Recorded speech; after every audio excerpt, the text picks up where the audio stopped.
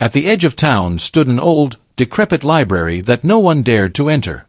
Children whispered tales of a ghost haunting its dark hallways, a spirit who had never found peace. One rainy afternoon, 10-year-old Emily, full of curiosity, decided to solve the mystery. Emily loved books more than anything. Her parents often told her stories about how the library was once a grand place, filled with the laughter of children and the smell of fresh pages. But after a tragic accident claimed the life of a librarian named Miss Eleanor, the place fell silent, and the ghost stories began. As the rain poured, Emily slipped into her raincoat and boots, clutching a flashlight in her hand. She snuck out of her house and made her way to the library. The large oak doors creaked as she pushed them open, sending a shiver down her spine. Inside, the air was cold and thick with dust. Shelves lined with ancient books towered over her. Emily took a deep breath and stepped forward, her flashlight casting eerie shadows on the walls. She could almost hear the whispers of the past, the faint echoes of children's laughter mixed with a soft, sorrowful cry.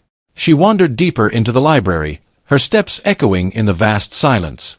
Suddenly, a book fell from a shelf, landing with a loud thud. Emily jumped, her heart pounding in her chest. She picked up the book and read the title, The Lost Librarian. As she turned the pages, a soft, ghostly voice began to speak. "Who dares disturb my solitude?"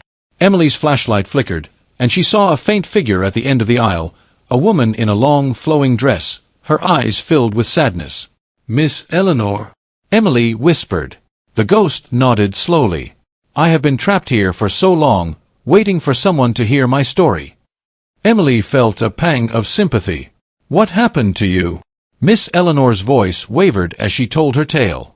She had loved the library and its children, but one stormy night, she had been accidentally locked inside. She perished in the cold, and her spirit could not move on. Determined to help, Emily asked, "How can I help you?" Miss Eleanor pointed to a dusty, old key on a nearby table. "Unlock the back door and set me free." With trembling hands, Emily took the key and found the door. She turned the lock, and the door creaked open, letting in a rush of cold air.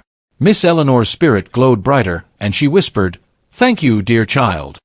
As Emily watched, the ghost faded away, leaving behind a feeling of peace.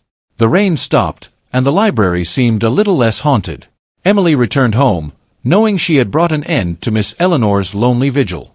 The library was still old and dusty, but it no longer felt like a place of fear. It was a place where stories, even ghostly ones, could find their happy ending.